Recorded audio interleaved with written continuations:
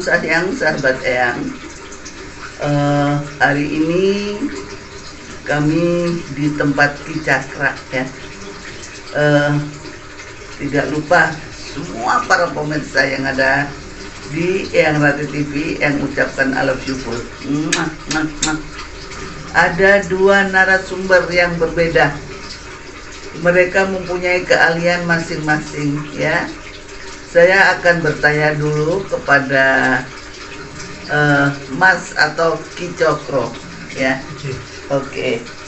Ki Cokro masuk di organisasi kan? Ya, di FK Jawa Timur tentunya ya. Ya. Di bawah naungan Mas Yamin. Gus Yamin. Ya. Di dalam hal ini Ki Cokro ini apa keahlian yang dikeluti banget Tentang pengobatan alternatif baik medis maupun non medis. Kalau non medis itu meliputi apa aja Mas? Non medis meliputi hal-hal penyakit yang tidak bisa untuk dideteksi oleh dokter, misalkan contohnya itu seperti kena flu, kena santet, seperti itu, dan hal-hal penyakit-penyakit yang tidak bisa untuk tidak bisa dideteksi oleh dokter, seperti itu. Iya. Sekarang kalau hal itu biasanya orangnya datang atau Gus Cokro yang ke sana? Biasanya orang datang ke sini jika sakitnya parah, dia nggak bisa datang, saya yang ke rumahnya didatangkan. Misalkan sekarang kan marak dengan pengadaan uang nih, Ya, narik pusaka gimana itu? kalau menurut saya untuk pengadaan uang itu tidak ada, tidak ada karena mungkin banyak seringkali yang tertipu oleh oknum-oknum jasa pengadaan uang. Itu banyak sering kali terjadi ya. Terus yang kedua tentang apa tadi ya? Penarikan pusaka. Kalau penarikan pusaka, kalau sepengetahuan saya pernah melihat dengan mata kepala saya sendiri. Waktu itu almarhum guru saya yang membimbing. Itu memang ada, namun itu dari benda pusaka tersebut kan memang zaman terdahulu yang disimpan dan diambil oleh gaib. Jadi kalau gaib buat pusaka itu nggak bisa. Memang gaib itu ngambil yang pusaka-pusaka yang dulu yang sudah disembunyikan atau yang orang biasanya itu pusakanya tiba-tiba hilang, itu diambil oleh gaib. Terus kita ambil di situ ya mungkin dengan energi ya, kita mainnya energi. Tapi saya sendiri melihat mata kepala saya sendiri. Ya, setuju ya mengenai itu. Biasanya orang kan suka nyeleneh. Betul. Bahwa itu gaib ya, jadi dari setan kober misalkan ya, itu yang wajib diambil. Tetapi kalau Cokro kan nggak demikian, artinya masih dengan logika ya. Oke teman-teman, kita ada dua narasumber tadi cukup terang ya. Ki Cokro memberikan ulasan semacam itu. Nah sekarang saya akan melemparkan pertanyaan saya kepada Mbak Manguningrat. Wah, Mbak Manguningrat ini kok pakai ningrat itu? Apa tidak keraton, Mbak? Kalau nama Mangun itu saya hanya meneruskan dari leluhur yang dari marga Mangun memang. Terus kemudian untuk ningratnya saya mendapatkan ini dari seseorang yang juga mempunyai kemampuan. Di situ diartikan kalau ningrat itu secara hakikinya adalah kasunyatan. Jadi Mangun itu adalah bangun, ningrat itu kasunyatan. Jadi saya membangun suatu kenyataan atau kasunyatan yang nyata-nyata saja. Jadi yang setelah ibarat halu-halu itu saya itu nggak kurang, kalau enggak itu ada suatu bukti atau nggak akan percaya. Jadi sudah cocok dengan misalnya karakter saya. Kalau nggak ada bukti saya nggak akan percaya. Iya, soalnya gini Mbak, sekarang ini banyak sekali paranormal kayak jamur, ya. Apalagi kita kalau melihat di TikTok. Sedangkan Eyang Ratih sendiri hari ini udah ketangkap ada 3 atau 4 ya, yang memalsukan dengan mukanya muka Eyang ya, tapi dengan postur yang berbeda-beda ya, diambil mungkin dari YouTube, dari mana-mana ya, itu bisa terjadi. Nah, ini kita sebagai praktisi yang mempunyai nawadharma itu jangan sampai kita ikut-ikutan semacam itu ya. Kalau paranormal nggak makan itu biasa, anggap puasa ya.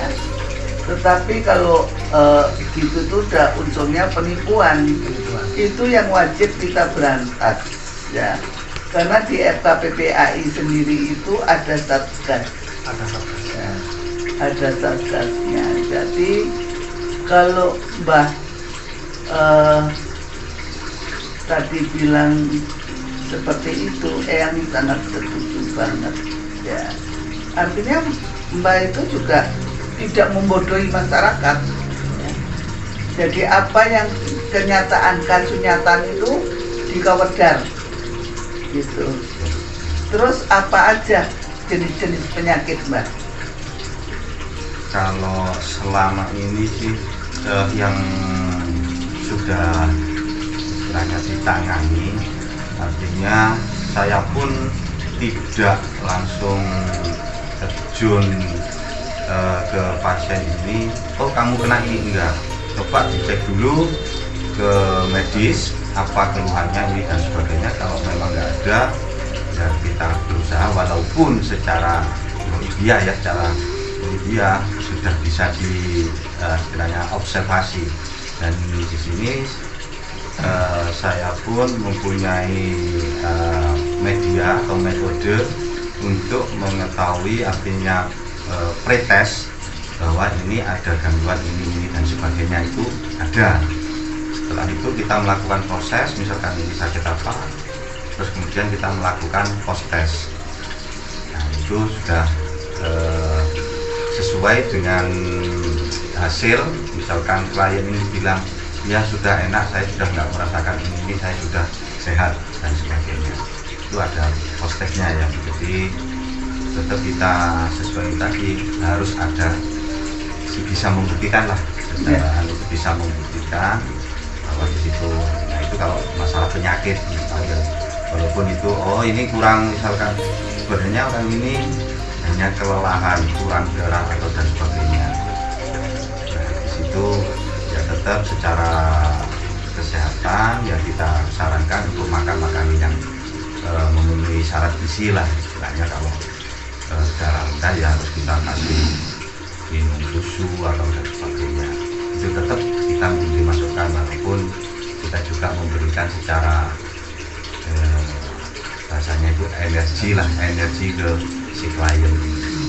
Jadi kita tetap mengedepankan kelogikaan kita untuk penyakit ya. Ya dengar sendiri ya guys ya, di sini beda ya. Artinya beliau ini adalah pakar dari spiritual ya, yang mengenai batin, jiwa dan logika. Jadi inilah sosok-sosok beliau yang aduhai ya.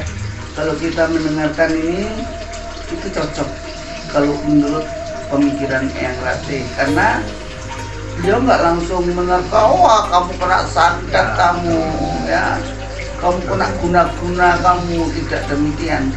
Jadi cross check dulu, artinya cross checknya itu pergi ke medis dulu, kemudian setelah medis barulah beliau ini menolong seseorang yang memang betul-betul terkena magic. Nah, Seperti itu ya, betul. Ki Cakro ya. Betul. Terus misalkan Ki Cakro, seperti yang ini kan pengapuran nih. Nah kalau pengapuran itu bisa di obati nggak? Semua itu bisa, semua penyakit itu bisa. Namun memang untuk sembuhnya itu bertahap. Semua penyakit itu, bahkan saya pernah menangani dulu itu kena stroke sampai 6 tahun nggak bisa jalan. Beliau akhirnya sering terapi selama 4 kali. Seingat saya itu 4 kali terapi, alhamdulillah jalan, tapi tidak normal jalannya. Melainkan bisa jalan, namun jalannya itu tidak normal seperti semula. Jadi semua penyakit itu bisa disembuhkan, namun tidak bisa seinstan, harus ada bertahap dan prosesnya. Nah, pemirsa kan mendengarkan sendiri kan. Jadi monggo berduyun-duyun hubungin Ki Cakro ya. Beliau berdomisili di Probolinggo, Jawa Timur. Nanti setelah wawancara Eyang akan mencantumkan nomor telepon beliau. Mungkin bisa menghubungi ya. Terus seperti Mbak Mangun, setuju nggak dengan orang yang bilang wah gampang itu kodammu ada baju buntung? Itu setuju nggak dengan mungkin yang di TikTok seperti itu, kan lagi marak, lagi viral ya, kodam, paranormal kodam itu gimana? Kalau seperti itu, kalau menurut pendapat saya itu mempunyai masing-masing itu kalau bahasa saya itu disiplin ilmu, artinya dari masing-masing sumber. Kalau beliau-beliau itu meyakini adanya kodam, monggo silahkan. Tapi saya kira beliau-beliau juga ada yang lebih paham apa itu kodam dan sebagainya. Saya pun juga pernah berangkat, orang mengatakan saya punya kodam dan sebagainya, tapi karena tetap mau belajar dan istilahnya ngasuh kaweruh, akhirnya ya kita lebih memahami apa itu kodam dan lain sebagainya.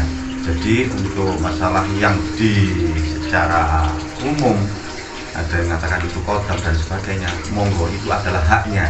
Jadi saya enggak istilahnya menentang atau melarang atau harus seperti ini, tidak. Monggo silahkan.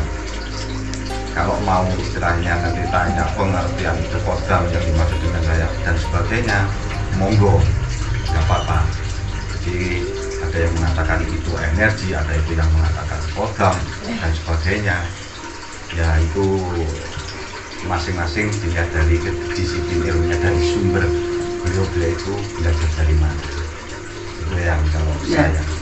Terus saya akan bertanya lagi, berangkat dari pembelajaran ya, sekolah atau keturunan atau dapat wahyu seperti itu, Mbak Mangun? Ya, maksud Eyang itu untuk saya apa untuk yang umum? Ya, untuk Mbak Mangun. Oh, untuk saya. Jadi saya itu tidak pernah mempunyai istilahnya guru yang tetap hidup. Saya berangkat dari pengalaman pelaku saya mendapatkan hal-hal seperti itu. Jadi tapi saya mempunyai, istilahnya kalau guru sekolah, dan beliau sedikit mempunyai, artinya mempunyai kemampuan yang menerjemahkan bahwa saya itu dibimbing itu yang namanya guru tanpa wujud, jadi seperti itu. Jadi dibimbing Jadi seperti gaib itu. ya? Itu berangkatnya dari goibiyah dulu, tapi ya mengarahkannya tetap ke arah, karena ke arah positif saya ikuti. Dan itu saya kembangkan dan saya menemukan kalau saya bercerita ini, akhirnya apa yang saya cari selama 22 tahun baru ketemu sejati. Tuh, berangkatnya belajar sendiri. Jadi belajar sendiri, menemukan karena besar dalam pengalaman, lelaku, lelono, ya itu. Kalau dengan Cokro sendiri gimana nih Cokro? Menurut kata-kata Mbak Mangun masuk akal kan? Masuk akal. Tapi pengalaman spiritual di Cokro sendiri bagaimana? Kalau saya itu dari buyut saya, yang awalnya dari buyut saya. Turunan berarti ya? Betul, dari turunan buyut saya. Dan saudara saya juga pengobatan alternatif juga. Kakak saya kandung pengobatan alternatif, dan saya sendiri selain dari keturunan saya juga belajar. Di situ belajar karena saya itu suka belajar. Jadi suka belajar, misalkan ada orang kita kan di langit masih ada langit. Ya. Jadi saya itu suka belajar orang, misalkan saya tidak bisa untuk mengobati misalkan penyakit ini, misalkan si A, penyakit si A nggak bisa mengobati, saya belajar kepada yang mumpuni. Jadi saya dari leluhur sudah ada, cukup juga dari belajar. Ya. Saya dengar lagi masih dengan si Cokro, si istri juga membuat herbal, ya, terapi juga. Yang barusan saja di terapi ya, mantap, tangannya luar biasa. Padahal orangnya masih muda ya, tetapi ya kalau yang bilang mantap ya mantap, yang kayak kemarin di negara no, ya. Jadi itulah pengalaman-pengalaman yang aku dapat di tempatnya di Cokro ini. Artinya bisa kenalan sama Simba juga, ya, dengan di Cokro juga menambah wawasan, ya. Kita saling sharing. Di dukun itu biasanya egois, ya, merasa diri yang paling hebat, merasa diri paling sakti. Kalau menurut Ki Cokro gimana tuh? Untuk saat ini marak-maraknya itu saling menjatuhkan. Para oknum-oknum dukun itu saling menjatuhkan satu dengan yang lain. Betul sekali. Karena apa? Karena mungkin bisa jadi oknum dukun tersebut iri dengan dukun yang lainnya yang ramai pasiennya, mungkin bisa jadi seperti itu.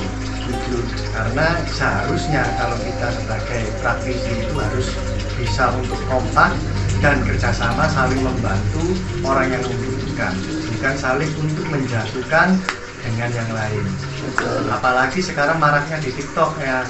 Kalau di TikTok itu maraknya sekarang banyak dukun-dukun itu yang baru-baru, ya, tiba-tiba menjadi dukun tanpa lelakon, tanpa tirakat langsung jadi dukun. Maksudnya enak kan Mas?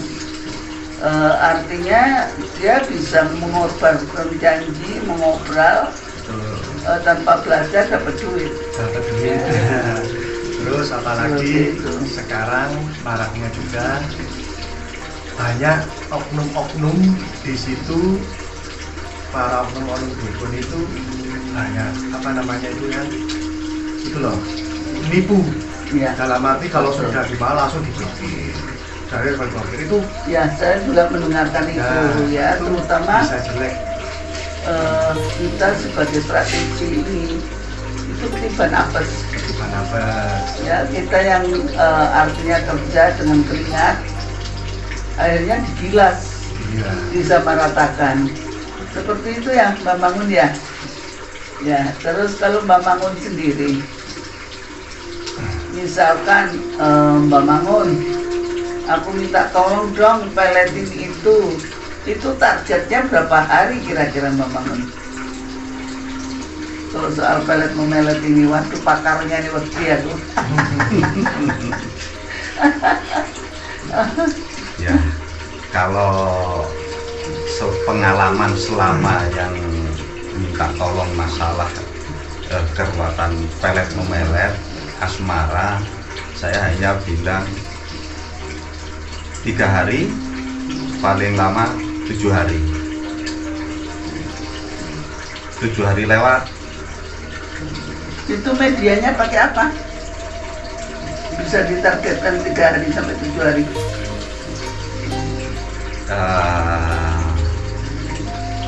Tergantung dari kerentak Masalahnya Kalau bilang ini oke. Kalau enggak.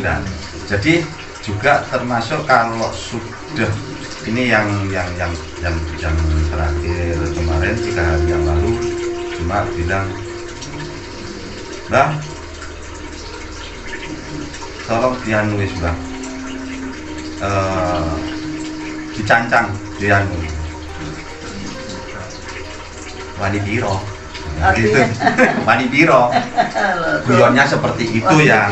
Iya, karena ini aku mendapatkan sesuatu ini untuk orang banyak, bukan untuk satu. Kalau untuk satu ya sampean pakai sendiri, berarti ya sampean harus ganti berapa banyak orang yang membutuhkan. Iya, berapa gimana?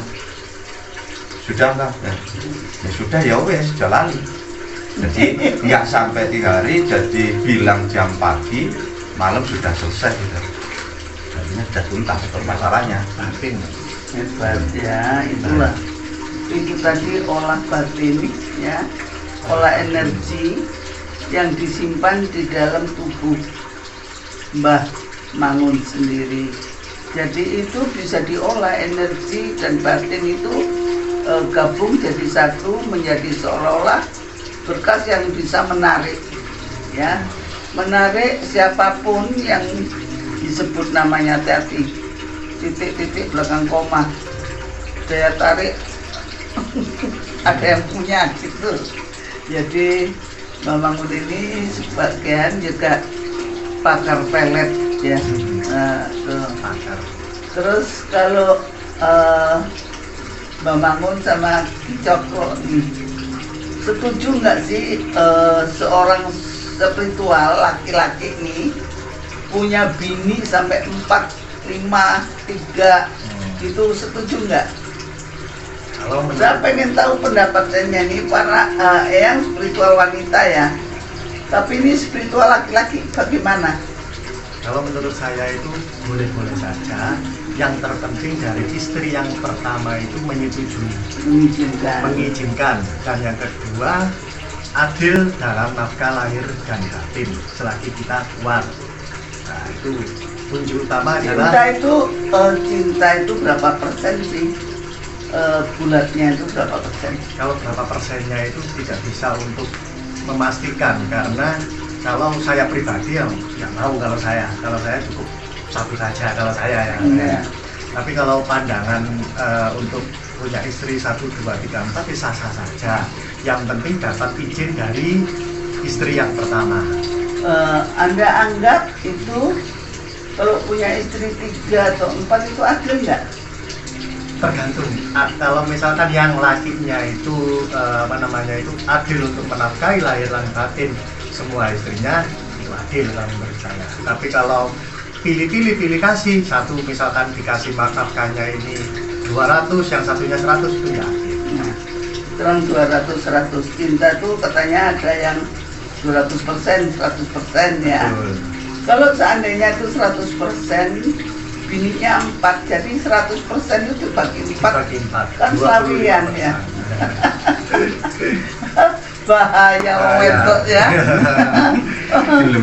Pasarannya selawe geblak dewe. Istilahnya seperti itu ya guys ya, sambil bercanda biar nggak jenuh,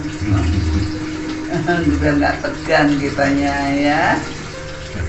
Perkenalan dengan Eyang Ratih, kalau Ki Cokro sendiri gimana? Alhamdulillah selama saya itu kenal sama Eyang Ratih waktu acara ulang tahun FKPPAI di Bali. Eyang orangnya welcome, baik sama orang, dalam arti ini tidak membeda-bedakan antara praktisi yang senior dengan yang junior. Seperti itu. Terima kasih. Alhamdulillah saat ini saya sudah disambang, dalam arti Eyang mau silaturahmi ke guru saya. Alhamdulillah itu berkat buat saya sendiri. Alhamdulillah saya bahagia dengan didatangi Eyang Ratih. Inilah sosok Eyang Ratih yang nggak pilih-pilih dalam pemuda-pemuda penerus praktisi-praktisi untuk Nusantara. Ya. Kalau Mbak Mangun sendiri sudah bergabung dengan FKPPI apa belum? Belum ya. Nggak apa-apa sih, berdiri sendiri juga nggak apa-apa. Coba kalau di organisasi itu Mbak Mangun terlindung. Sekarang banyak orang usil di sekitar kita, ya. Banyak yang wah dukun cakul, Iya. dukun iki, dukun itu, ya kan? Betul. Banyak fitnah ya daripada melihat kenyataannya. Nah, jadi seperti itu. Saya terima kasih sekali pada malam subuh ya, subuh pagi hari menjelang sahur kami ucapkan yang lagi menjalankan ibadah puasa, silakan sahur dan menikmati hidangan ala kadarnya atau hidangan dari GoFood. Ya, terima kasih dan yang ucapkan kepada Ki Cokro sama Mbak Mangun waktu yang telah diberikan. Untuk Pesan aja, pesan sedikit dan kesan tentang dunia spiritual yang mana banyak ya sekarang marak perbedaan seperti tadi dikatakan oleh Ki Cakra, senior junior, sementara Eyang Rati sudah sesepuh di mata Ki Cokro dan Mbah Mangun gimana? tentang spiritual. Tentang spiritual ya alhamdulillah. Eyang sendiri juga menerima juga yang tadi saya sebutkan, welcome, dan juga menambah wawasan dalam keilmuan untuk spiritual. Karena spiritual itu sendiri kan dalam arti ini untuk kita menjadi lebih yang bermanfaat untuk semua orang. Mungkin dari tambahan Mbah Mangun. Kalau saya sendiri ini lagi bingung saya. Kok tahu-tahunya saya itu tadi ada masalah, kok masih sempat-sempatnya ke sini. Siapa yang menggeret atau menuntut saya ke sini? Saya bukan sapi. Ternyata saya di sini diketemukan sama beliaunya sesepuh. Ternyata ini tadi saya dengarkan tokoh sesepuh spiritual senior yang saya juga belum pernah bertemu, tatap muka. Hebat sekali ya. Baru sekarang inilah saya ketemu. Ya, ini merupakan buat saya suatu anugerah atau rahmat yang dipertemukan oleh leluhur supaya bertemu dan mengangsu kaweruh yang lebih dalam lagi. Nanti kalau ketemu sama Eyang Rati, nggak tahu apa itu, nanti kaweruhnya mungkin bisa dipertemukan lagi dengan penambahan kaweruh seperti itu. Baik, terima kasih ya Ki Cokro, juga Mbah Mangun dan Eyang Rati sendiri. Mungkin bisa diakhiri dengan harapan kedepannya untuk para harapan ke depan untuk paranormal yang ada di daerah. Kalian jangan merasa minder, kalian jangan merasa kecil. Apa yang kita dapat itu talenta dari Yang Maha Kuasa. Sambel ya, sama-sama pedesnya, mungkin ulekannya beda. Paham kan? Nah, seperti itu. Jadi sekarang ini yang jelas, kalau tekun pasti ketemu gitu loh ya, apapun itu. Dan kita nggak boleh songkak dong, karena ilmu itu terbentang, tidak ada batasannya. Kalau kita diijabahi sama Tuhan, air aja bisa menyembuhkan ya. Jadi seperti itu. Saya akhiri dulu wawancara saya dengan rekan saya yang ada di daerah ini, Ki Cokro dan Mbah Mangun ya, Mbah Mangun Amangkurat Ningrat ya. Terima kasih waktunya yang sudah setia untuk diwawancarai. Eyang Rati ucapkan salam sakyan sahabat Eyang, dan tidak lupa Eyang ucapkan I love you. Bye.